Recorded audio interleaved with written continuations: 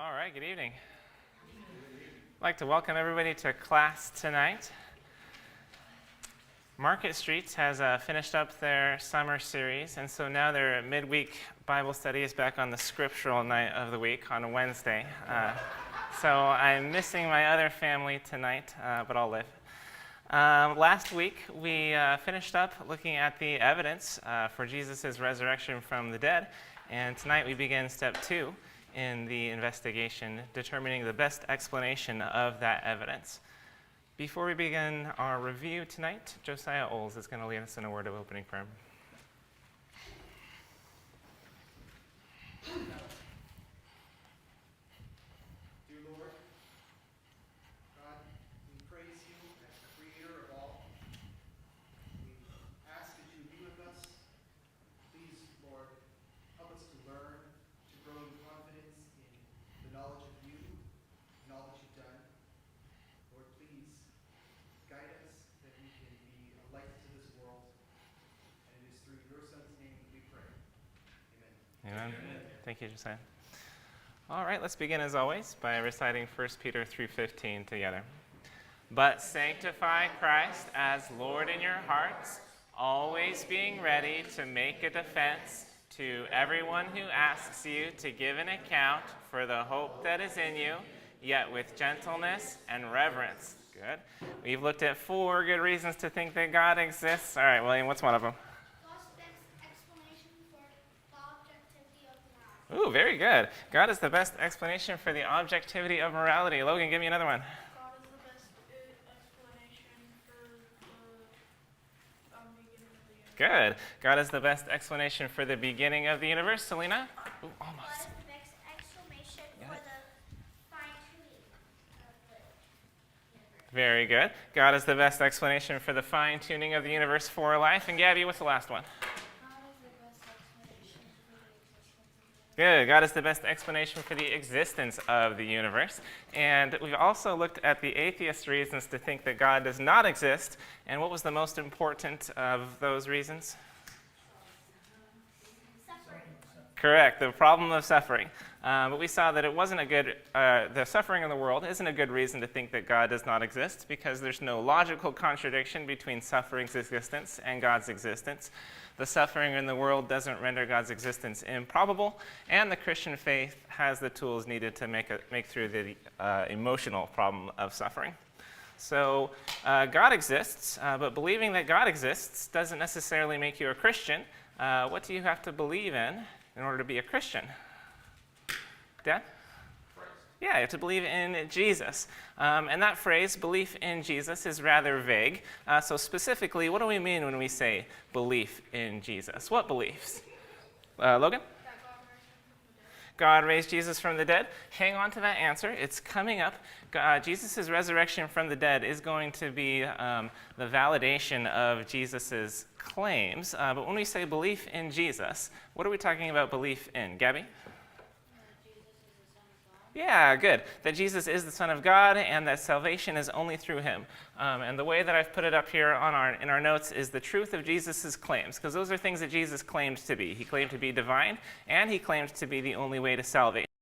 And so, Logan, why should we believe Jesus' claims? Yeah, because God raised Jesus from the dead. When God raised Jesus from the dead, that was his validation of Jesus' claims. It was his stamp of approval, saying that everything that Jesus claimed to be. There's a further question. How do we know that Jesus made those claims or that he rose from the dead? Because none of us personally witnessed those things. Okay, adults, I need some help. Donna? Yes, that is part of the evidence that we looked at, but I'm trying to go for a little bit different answer here, Mom. Yeah, very good.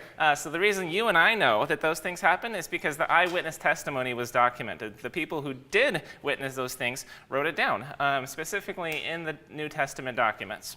But that raises the question, how do we know that the New Testament documents are historically reliable? How do we know that Jesus actually did and said the things that the Gospels say he did and said?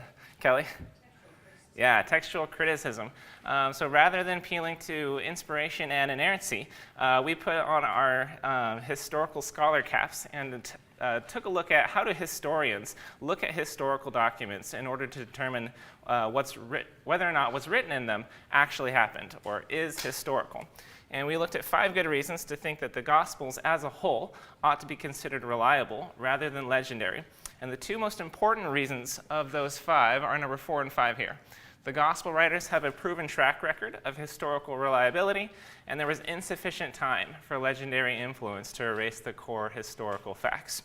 So because of these 5 reasons up here, when we read an event out of the New Testament, we ought to consider it reliable and factual. But at the very least, we ought to consider it from a position of neutrality. When we read something out of the New Testament, we just don't know whether or not it actually happened. So then we looked at the tools of the criteria of authenticity for an event to move us beyond a position of neutrality into a position of being able to affirm that an event actually happened. And we saw that there were 6 signs that if an event exhibited, it was more likely that that event actually happened and wasn't the result of legendary influence.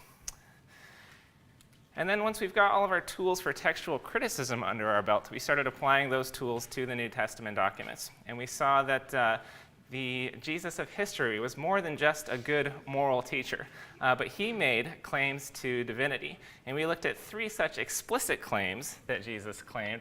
All right, William, give me one. Son of God. Yeah, good. Jesus claimed to be the Son of God. What else did Jesus explicitly claim to be, Selena? The Messiah. Good. He claimed to be the Messiah. And Logan, you got the last one? Son of Man, very good. And again, that claim, Son of Man, is a claim to divinity because Jesus called himself the Son of Man, and he's referring back to the divine Son of Man of Daniel 7. And then we saw that even if Jesus never explicitly used those divine titles for himself, the way that he spoke and taught showed that he believed himself to be divine, and he expressed that implicitly, even if he never did use any of those divine titles. And what things could we tell that Jesus believed about himself implicitly? Yeah, Mom. Good, that he possessed divine authority. Gabby? Good, that he was the king of Israel. You ready? Okay. And what's another one? Linda? Judge. Yeah, that he was the judge, that everybody's salvation would be dependent on how they responded to himself. And Kelly? Yeah, good, that he possessed miraculous power. So Jesus was more than just a good moral teacher. He claimed to be divine. After looking at who Jesus thought himself to be, now we've got the correct background, the correct historical background to examine the resurrection itself. And we saw that there are 3 facts in the case for Jesus' resurrection from the dead. William, what's one of them? Empty tomb. Good. The empty tomb was, was one such fact that Jesus' tomb was found empty by a group of his women followers on the first day of the week following his crucifixion. And Selena, what's another one? Good. Post-mortem appearances. Various individuals and groups on different occasions and under varying circumstances experienced appearances of Jesus alive after his death and burial. And Mason, you got the last one? The origin of Christian faith. Good. The origin of the Christian faith. The first disciples came sincerely to believe in Jesus' resurrection, despite every predisposition to the contrary. So we looked at each one of those 3 facts closely, starting with the empty tomb. And there are 5 lines of evidence that support that fact of the empty tomb. Somebody give me one of those facts. Gabby? Ooh, so hang on to that. Today's lesson, we're going to bring up those different hypotheses to explain the 3 facts. But right now, I'm looking for the lines of evidence that support the fact of the empty tomb. How do we know that Jesus' tomb was found empty on the first day of the week by a group of his women followers? Selena? Good. The evidence of Jesus' burial. If the burial story found in the Gospels is basically accurate, then we know that both Jews and Christians knew the location of Jesus' tomb. And so if Jesus' tomb was still occupied, the earliest disciples would have never been able to start preaching that God had raised Jesus from the dead. What's another line of evidence that showed that Jesus' tomb was found empty? Linda? The women's disguise. Yeah, good. The women's discovery. The fact that women were the ones who are said to have found the tomb empty lends credibility to the story of the discovery of the empty tomb. If the discovery of the empty tomb was a late legend, the early church wouldn't have made up the detail that it was women who discovered the tomb. They would have made up that men had found the tomb. What's another line of evidence that supports the empty tomb? Kelly? Very good. The earliest Jewish response. When the Christians began to proclaim that Jesus had risen from the dead, how did the Jews counter? Yeah, the disciples stole the body. So in the Jews' response, they actually imply that, yes, the tomb was empty by saying that the Christians, or the earliest Christian must have stolen the body. Gabby, what's another one? Okay, so embarrassment is one of the tools of textual criticism that we use to determine some of these lines of evidence, and we use that tool in the women's discovery. That is correct. What is another line of evidence, Selena? Yeah, the independent reports of the empty tomb. Again, this is one that's usually lost on us in the 21st century, for those of us who are laymen, who are not historical scholars. But we have no less than 6 sources that report that Jesus' tomb was found empty. And historians find just 2 sources that report the same story. They know for certain that such an event must have actually happened. And we have no less than 6 independent sources that say that Jesus' tomb was found empty. And who's got the last one? Linda? Yeah, the simplicity of Mark's account. When we read Mark's account of the discovery of the empty tomb, it doesn't sound legendary at all. It's very stark in its simplicity. And all we have to do is compare it to some of the apocryphal Gospels and their accounts of the discovery of the empty tomb, just to see how restrained Mark's account is. So the simplicity of Mark's account makes it look like it's not a late legend, it's just a record of what actually happened. So for those 5 reasons, historians consider that fact of the empty tomb a historical fact. They know that Jesus' tomb was found empty. The second fact that we looked at in the case for Jesus' resurrection from the dead is the post-mortem appearances. And last week we looked at 3 lines of evidence that supported the fact that Jesus appeared alive after his death. Somebody tell me what was one such line of evidence that we looked at last week? All right, William? Yeah, very good. Paul's list of eyewitnesses. In 1 Corinthians chapter 15, Paul lists 6 different parties who had appearances of Jesus alive, and we looked at all 6 of those parties to determine how we know such an appearance actually happened. What's another line of evidence that supports the post-mortem appearances, Donna? Yeah, good. The different gospel accounts. We looked at 4 such gospel accounts, 2 of which overlap with Paul's list of eyewitnesses, giving credibility to those 2 appearances. And then the Gospels also give us 2 more appearances that Paul doesn't include on his list. And Logan, what's the last one? Say it again? The locked room? No, not the answer I'm looking for. All right, Selena? Yeah, the bodily nature of the appearances. So this line of evidence wasn't so much evidence that the appearances happened, but this was all the evidence that showed that the appearances were bodily in nature. They were physical. These weren't just visions of Jesus, but they were physical appearance of the risen Jesus. He was there bodily. And then the third line of evidence in the case for Jesus' resurrection from the dead is the origin of the Christian faith. And we looked at 2 lines of evidence that supported the fact that the earliest disciples came sincerely to believe in Jesus' resurrection, despite every predisposition to the contrary. What was one of them, Mom? I'm not sure how you phrased it, but I believe it was their willingness to die for it. Yeah, perfect. The first disciples' willingness to suffer and die. No sane person willingly gives up their life for something that they know is a lie. And the earliest disciples were in a position to know for certain whether or not Jesus had raised from the dead. And they did preach that Jesus had raised from the dead, and then they gave their lives for that conviction. They couldn't have all been crazy, right? Yeah, good point. And what was one more line of evidence that we looked at? Donna? Transformed lives. Yeah, the first disciples transformed lies. We saw that the first disciples gave up many of their long-held sacred beliefs and practices and adopted brand new radical ones. So for those two reasons, we can tell that the first disciples, the eyewitnesses to the facts, sincerely believed that Jesus had raised from the dead. So here we have our three facts in the case for Jesus' resurrection from the dead. And these are historical facts, just as much as any other historical fact that you can think of, like the fact that Abraham Lincoln was the one who gave the Gettysburg Address. And so with these three things firmly established as historical facts, you would think that the case is now shut, right? God must have raised Jesus from the dead. That's the only possible explanation for those three facts. And you would think that that's the case, but there are other explanations for these three facts. Historical scholarship, New Testament scholarship, has defended a variety of hypotheses to try to explain these three facts. Because is everybody super willing to admit that God raised Jesus from the dead?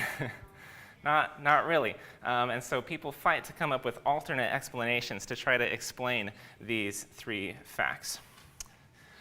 So we're going to look at 5 possible hypotheses that would explain these three facts. Tonight the plan is we're going to look in depth at 2 of them. And then next week we're going to take a look at 2 more. And then our final class will be 2 weeks from today. Well, we'll look at the success of the resurrection hypothesis. The first way that people have tried to explain these 3 facts is called a conspiracy hypothesis. This is the hypothesis that the disciples stole the body of Jesus, which, right, that was the earliest Jewish response to the resurrection of Jesus. The disciples stole the body, and then they went around lying about the post-mortem appearances, trying to fake Jesus' resurrection. This was the first counter-explanation for the empty tomb, and then it was revived in the 18th century by European deists. But today, no scholar defends this hypothesis, and we'll see tonight why not. Then there's the apparent death hypothesis. This is the hypothesis that when Jesus was taken down from the cross, he was not completely dead. He was still a little bit alive. And then later, after he had been laid in the tomb, he revived and he sat up and he rolled away the stone and he walked out of the tomb by his own power, showed himself to the disciples, and upon seeing him, the disciples inferred that God must have raised him from the dead. This was proposed by critics at the beginning of the 19th century, and today it's almost completely given up, and we'll see why. Yes, Logan? How in the world would he roll away the stone? That. Would he also get more power if he was lying there for 3 days Yeah. without food or water? That's a great question. Hold on to those questions. We're going to look at the apparent death hypothesis today, and those are very good points. Yes, Selena? I was thinking maybe God did not raise him from the dead. Maybe they did not fully kill him. Yeah, so that's what this hypothesis says. Maybe Jesus wasn't fully dead, and maybe he was still alive. So we'll look at the plausibility of that hypothesis later this evening. Yes, Brian? Another thing to think about the releases is the Romans were experts at death. Mm-hmm. Jesus was not dead. Yeah, you guys are all over this. I almost don't even need to teach this hypothesis. But if I didn't, then we'd end way early, and so I'm going to teach it anyway. The kids need to hear it. Yes, absolutely. So another hypothesis that has been proposed is called the displaced body hypothesis. This is the hypothesis that Joseph of Arimathea only placed Jesus' body in his own family tomb because it was late and because his own family tomb was really close to where Jesus was crucified. And then later, Joseph of Arimathea came back and he removed Jesus' body from his tomb and buried it somewhere else, like the criminal's graveyard. And so when the women came by and discovered Joseph's tomb empty, they inferred that God must have raised Jesus from the dead. This was one of the few modern Jewish attempts to explain the facts of Jesus' resurrection. It was proposed in 1922, and it's no longer defended by scholars today. Then there's the hallucination hypothesis. This is the hypothesis that the postmortem appearances were only hallucinations on the part of the disciples, because people who have recently lost loved ones have been known to have visions of those loved ones. And the hypothesis says that maybe Peter and Paul both suffered by guilt complexes. And because of these guilt complexes, they imagined hallucinations of Jesus alive again. And then their hallucination caused a chain reaction of hallucinations among the other disciples. All of the postmortem appearances can be explained away by hallucinations. This hypothesis was proposed by David Strauss in his book, The Life of Christ Critically Examined, in 1835. And this hypothesis is still defended today. So we'll take a look at the plausibility of that one next week. And then finally, there's the resurrection hypothesis. This is, of course, the hypothesis that God raised Jesus from the dead. It was the original explanation offered by the eyewitnesses. And so these 5 hypotheses are all of the hypotheses that have been defended by New Testament scholarship throughout the years. Of course, there's other hypotheses out there to try to explain these 3 facts, ranging from the wrong tomb theory to alien abductions. But these 5 are the only one that have been supported by New Testament scholars. And so with 5 explanations up there, the question now arises, how do we know which one is correct?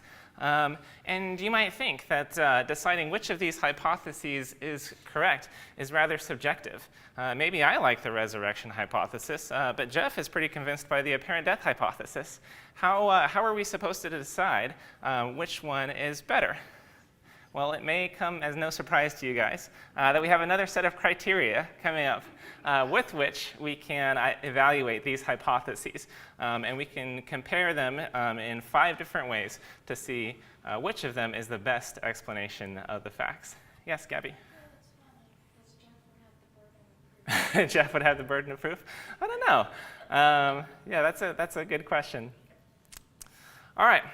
So, when it comes to evaluating hypotheses to figure out which one is the best, historians weigh various factors. And these were originally called McCullough's criteria for justifying historical hypotheses, named after the man who coined them. They're now known as the standard criteria for testing historical hypotheses, and there are 5 of them. Number 1, the best explanation will have greater explanatory scope. The best hypothesis will have greater explanatory scope. Explanatory scope has to do with how much of the evidence does the hypothesis offer an explanation for? How much of the evidence does it explain? In the case for Jesus' resurrection from the dead, how many facts are there that need to be explained? 3 facts, right? The empty tomb, the postmortem appearances, and the origin of the Christian faith. So a good hypothesis will offer at least some explanation for all 3 of those facts. The next criteria is that the best hypothesis will have greater explanatory power. This criteria has to do with how well the evidence is explained by the hypothesis. So the first one, explanatory scope, has to do with quantity. How many of the facts does the hypothesis explain? Explanatory power has to do with quality. How well does the hypothesis explain those 3 facts? The third criteria is that the best hypothesis will be more plausible. More plausible just means more likely to have happened. The best hypothesis will be more likely to have happened than other hypotheses. The fourth hypothesis says that the fourth criteria says that the best hypothesis will be less contrived. And that word contrived just means made up. We also use the term ad hoc. The best hypothesis will be less made up. It will introduce fewer new suppositions for which we don't have evidence. And then the fifth criteria says that the best hypothesis will be disconfirmed by fewer accepted beliefs, or it will contradict fewer standard ideas. And I've found that this fifth category of criteria is kind of a catch-all. anything that we looked at that doesn't quite make sense, but yet doesn't really fit very well under any one of these other criteria, we can throw under disconfirmed by fewer accepted beliefs. Yes, Ed? One way of explaining that is you can make a hypothesis where the supporting evidence is so contrived and so linked by very weak possibilities that it becomes almost absurd by the time you finally Yeah. apply it to the final explanation. Right, yeah.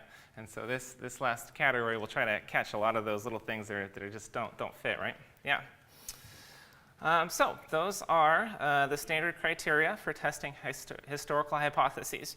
Since a hypothesis may do really well in meeting some criteria and not so well in meeting others, figuring out which hypothesis is the best can sometimes be difficult and require skill. But generally speaking, those hypotheses which have the best explanatory scope and power are usually the best hypotheses.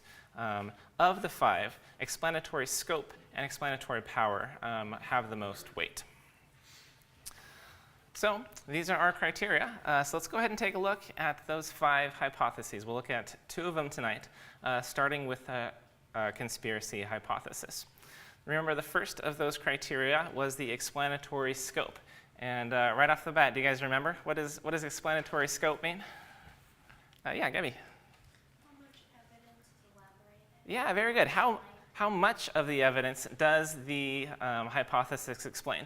And there are 3 facts in the case for Jesus' resurrection from the dead. So as far as explanatory scope goes, the best hypothesis is going to offer at least an explanation for all 3 of these facts. So let's think about the conspiracy hypothesis. Remember, this is the hypothesis that the earliest disciples stole Jesus' body, and then they lied about the post-mortem appearances and attempted to fake Jesus' resurrection from the dead. So does the conspiracy hypothesis offer an explanation for the empty tomb? Sure. Yeah, it does. What is it? What explanation does it offer? They stole it and lied about it. Yeah, the disciples stole the body of Jesus, so that's why the tomb is empty. So they've got 1 out of 3 so far. How about the post-mortem appearances? Does the conspiracy hypothesis offer an explanation for the post-mortem appearances? Yes, what is it?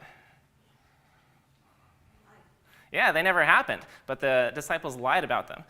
The only reason that those parties are reported as having experienced those post-mortem appearances is because they lied about them. They never happened. So once again, it does have an explanation for that fact, so it's got 2 out of 3. How about the origin of the Christian faith? Does this hypothesis offer an explanation for the disciples' sincere belief that God raised Jesus from the dead? I'm seeing a lot of people. What's up, William? Yeah, no. Okay. We're hearing a lot of people say no. On this one, I have to say yes and no. Technically, it does offer an explanation. The explanation is they didn't sincerely believe in Jesus' resurrection from the dead. It was all a lie. But it's really a denial of the third fact. Because remember, our third fact said the earliest disciples sincerely came to believe in Jesus' resurrection from the dead. Yeah, so yes, it offers an explanation technically, but no, not really.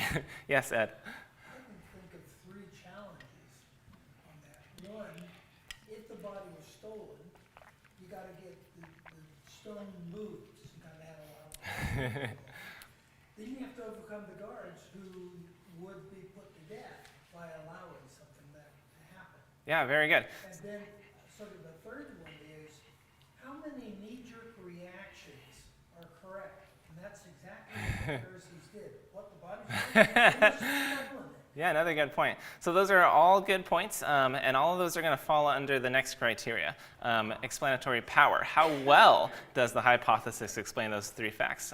In terms of explanatory scope, the only question we're asking is, does it at least offer an explanation for all 3 of those facts? And you would think that all 5 of the hypotheses would, right? They would offer at least an explanation for all 3 of those facts, but you'd be wrong, because 2 of those hypotheses leave out one of the 3 facts. They offer explanations for 2 of them, but totally disregard the evidence for the third fact.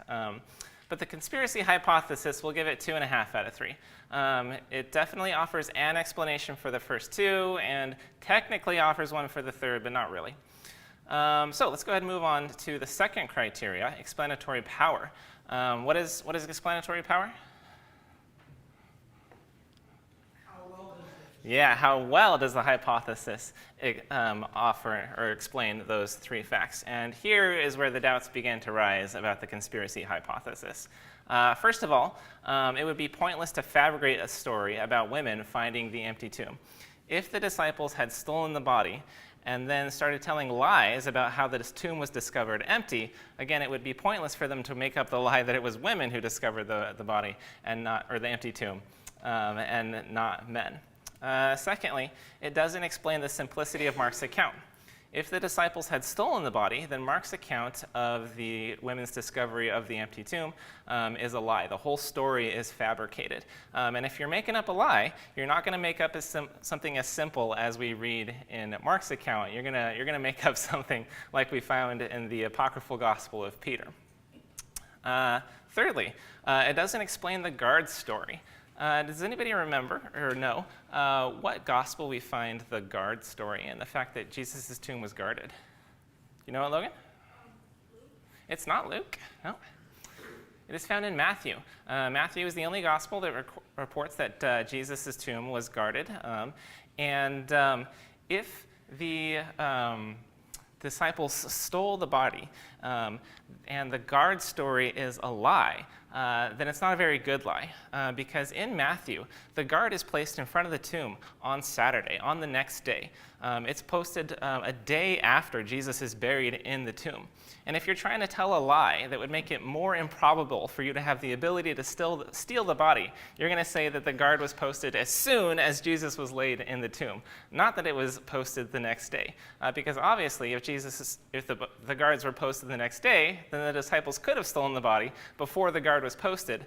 And so it's not a very convincing lie. It doesn't really help their conspiracy very well to lie about the fact that the guard was placed Saturday and not Friday night as soon as the body was placed in the tomb. And it doesn't explain the post-mortem appearances very well. Because again, if the post-mortem appearances were lies, if they never happened, then you would expect those 6 parties to tell of their experiences in terms of Old Testament visions of God. But then you would have seen Jesus appearing to them in dazzling glory. But when we read about those appearance stories, they're actually rather simple. Jesus looks like any other man. Sometimes he's unrecognizable. And it doesn't sound at all like a fabricated story. It doesn't sound like lies that the first century Jews would tell about the risen Jesus. And then the biggest problem, is that a hand? Yes? Just back to the verse, there is no way that 3 or 4 or even 11 fishermen would be able to take out a squad of Roman soldiers who would die if they Yeah. Yeah. just historical facts that Yeah. are onto that. Very good. Yes, Mom? And even if the 6 or however many disciples conspired to tell this lie, they would have been bold enough to say, and appeared before 500. Right. Some of them are Still alive. there's no way they could get 500 to tell the same lie. Right. Yeah, very good. But the biggest problem in terms of explanatory power is that it's a denial of the disciples' sincere belief that Jesus had raised from the dead. Remember, we looked at the evidence for that third fact, the fact that the disciples came sincerely to believe in Jesus' resurrection from the dead, and we know for certain that they believed in sincerely because of their transformed lives, because of their Old Testament practices that they suddenly gave up, and the New Testament practices that they adopted. And we know because they gave up their lives for the truth of their claims. No sane person willingly gives up their life for something that they know is a lie. And that's exactly what the earliest disciples did.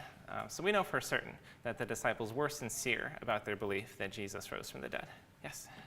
Jesus' brother James, there's no way he would humiliate himself and go along with this lie when he instead he would have been Yeah. to say, I was wrong, he really is. Right, right. James is another really good point. Remember, James didn't believe in Jesus during Jesus' ministry, and then Jesus was crucified. Would Jesus' crucifixion would have convinced James that what Jesus was saying about himself was true? Quite the opposite, right? It would have been confirmation that Jesus was never the Messiah and was never anything divine. But James' transformed life is evidence that he really did see an appearance of the risen Lord. Yes? Talking about the disciples' belief, it was mentioned in the book about someone talking about the Jews and the people that follow Jesus as a Messiah. If the Messiah is crucified, they would find another Messiah. Right. But you don't make up a lie about the fact that your supposed Messiah rose from the dead. That's not something that would have entered the disciples' mind. And we're going to get to that in just a little bit. So after explanatory power comes plausibility. How plausible is it that this hypothesis could have happened? Well, this is the real Achilles heel of the conspiracy hypothesis. It's its implausibility. Because it's completely anachronistic to suppose that first century Jews intended to hoax Jesus' resurrection. Does anybody know what that word anachronistic means? Gabby? Maybe, well, it sounds like if you look at root word Uh-huh. anarchy, Oh. or maybe ridiculous. Good guess, but not quite right. But if you do look at the root words, it's got the root word chron, C-H-R-O-N. What's that the root for? Logan? Something about Time, very good. The word anachronistic means outside of time or wrong time, anachronistic. Let me give you a couple of examples of what an anachronism is. The movie Braveheart takes place in 13th century Scotland. And in that movie, there are people depicted as wearing kilts. And that's an anachronism because kilts weren't invented until the 17th century. So it's anachronistic of us to suppose that 13th century Scottish people would wear kilts. Nobody in the 13th century would have thought that they wore kilts because they didn't. It wasn't until the 17th century that they were invented. Let me give you another example of an anachronism that fits in a little bit more closely with the conspiracy hypothesis. Anybody heard the idea that the moon landing was faked? That the moon landing was a big hoax that was shot on a sound stage. The moon landing happened in 1969, and the conspiracy theories about the faking of the moon landing started cropping up around the early 2000s. The problem with these conspiracy hypotheses, though, is that the moon landing in 1969, it would have been easier for them to land on the moon than it would have been to fake the moon landing on a soundstage. Based on the way the light rays reflect shadows, you can tell that the light source is 93 million miles away. And that's just not something that they could have faked in 1969. They just didn't have the filming technology. But around the year 2000s, we did have the technology to fake something with that kind of video. We developed CGI. And so once that technology became available, then people began to wonder, oh, is this footage faked? But in 1969, nobody wondered whether or not the moon landing was actually faked. Everybody knew that footage had to have been genuine footage. Yes, Logan? And also relating to that, there was apparently there's a clip that people keep using where a kid asked, Buzz Aldrin, if they went to the moon, and he said they didn't go to the moon, but they didn't actually listen to the whole clip. Oh, okay. Interesting. All right. So anyway, that's an anachronism. So what does that have to do with the conspiracy hypothesis? Well, the conspiracy hypothesis views the disciple situation through the rearview mirror of Christian history rather than through the eyes of a first century Jew.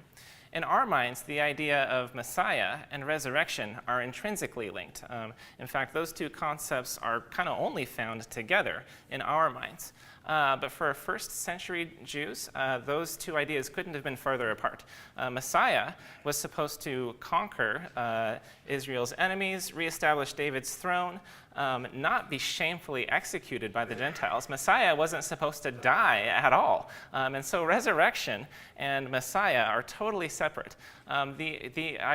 The disciples never would have thought that faking Jesus' resurrection would then prove that he was the Messiah. The idea that Jesus was raised from the dead only implies that he died, and that's not at all what Messiah was supposed to do.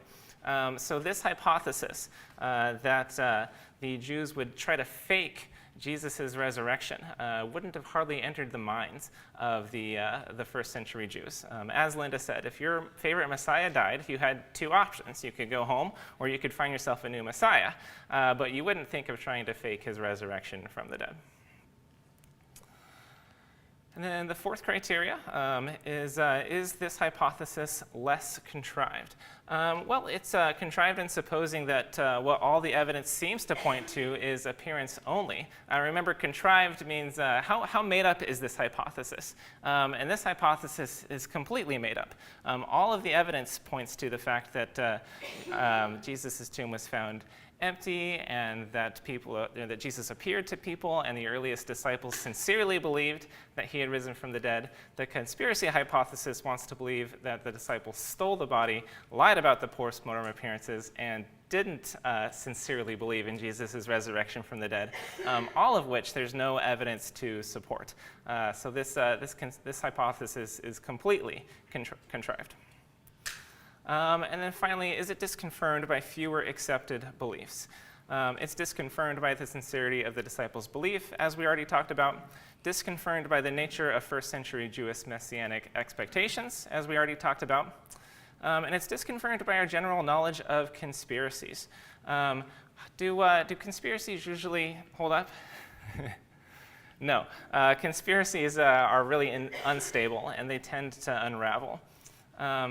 Yes, Kelly? They also take longer than 3 days to create. Yeah, that's a good point.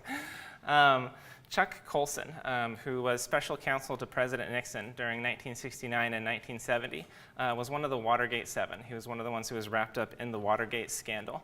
And later, he became a Christian, and he's got a really excellent quote regarding the resurrection of Jesus. He says, "I know the resurrection is a fact, and Watergate proved it to me. How? Because 12 men testified that they had seen Jesus raised from the dead, and that they proclaimed that truth for 40 years, never once denying it. Everyone was beaten, tortured, stoned, and put in prison. They would not have endured that if it weren't true. Watergate embroiled 12 of the most powerful men in the world, and they couldn't keep alive for 3 weeks. You're telling me 12 apostles could keep alive for 40 years? Absolutely impossible." Yes, Gabby?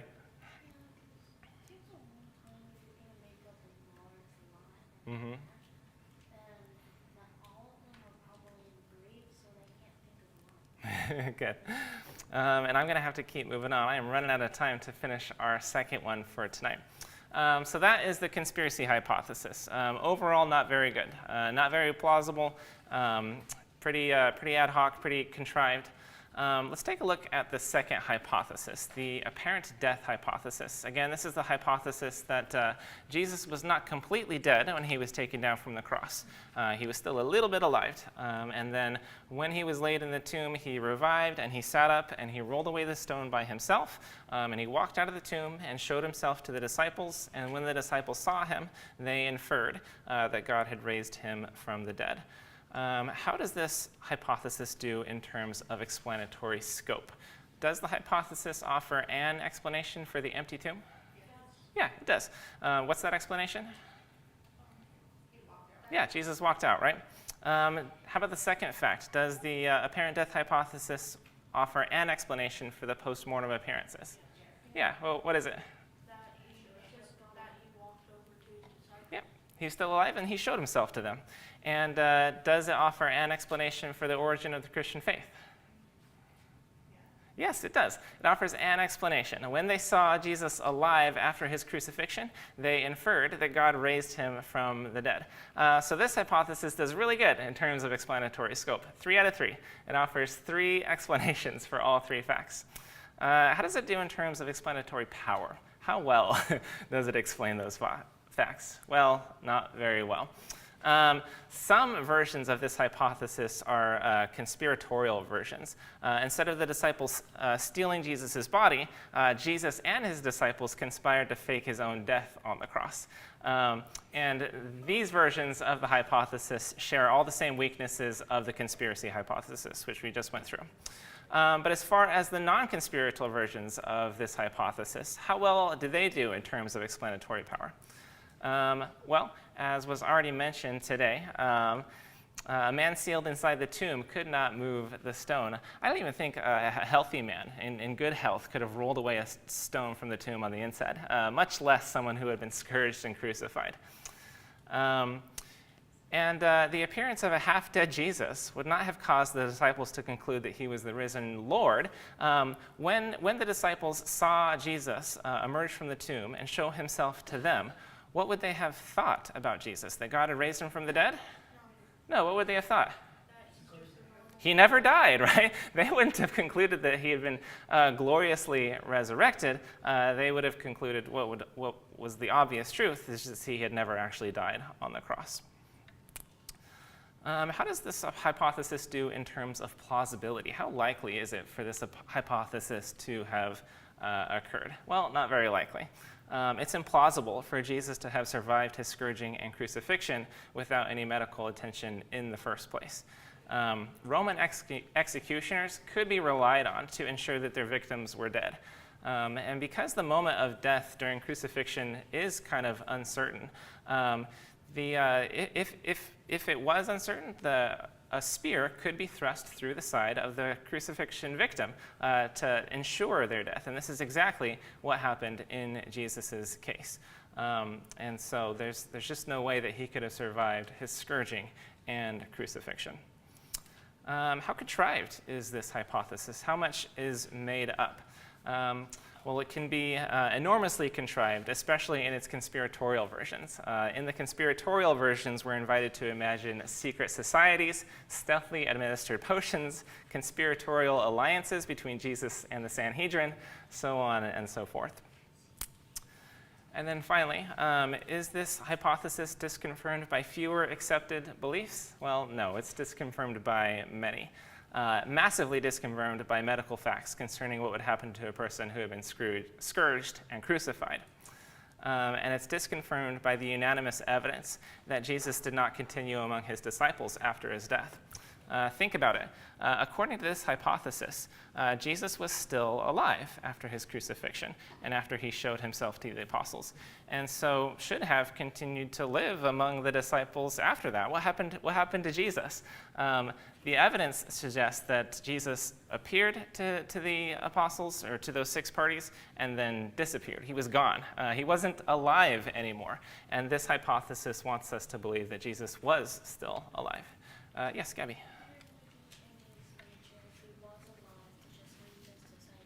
Yeah, it wouldn't have been in his nature to just leave his disciples, right? He would have still been there. Yeah, Ed? Going back just for a moment with the spirit, the fact that the blood separated into blood and plasma is proof of death. That doesn't happen until after death. Yeah, yep, very good. All right, so that's 2 down. There are 5 hypotheses which historians have tried to explain those 3 facts by. We've seen that the conspiracy hypothesis doesn't do a very good job of explaining it. The apparent death hypothesis doesn't do a very good job of explaining it. Next week, we're going to take a look at the next 2 hypotheses, the displaced body hypothesis and the hallucination hypothesis. And then finally, on our last class, we're going to look at the success of the resurrection hypothesis. Go ahead and open up your songbooks to song number 48 in just a few minutes. Logan is going to lead us in Anywhere with Jesus.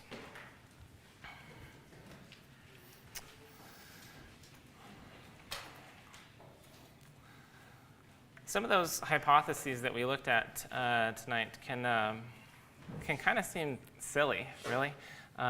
Every time I try to explain the apparent death hypothesis, I have to do it with a straight face because everybody listening is flabbergasted. Like, really? Like this is what you're going to try to come up with to try to explain away Jesus' resurrection? How desperate do you have to be to try to be the Lord of your own life, to try to not accept Jesus' authority, to not make Jesus the Lord of your life and sanctify him as Christ in our hearts? And we need to be careful that we're not doing the same thing in other matters of our own life. What levels of desperation do we reach to in order to do the things that we want to do, to follow our own authority rather than submitting to the authority of our Lord? If there's anyone here tonight who has not submitted to Jesus as their Lord and would like to do that tonight, or if there's anyone here who has sinned that they need to confess and make it right before the congregation, I invite you to come forward now as we stand and as we sing.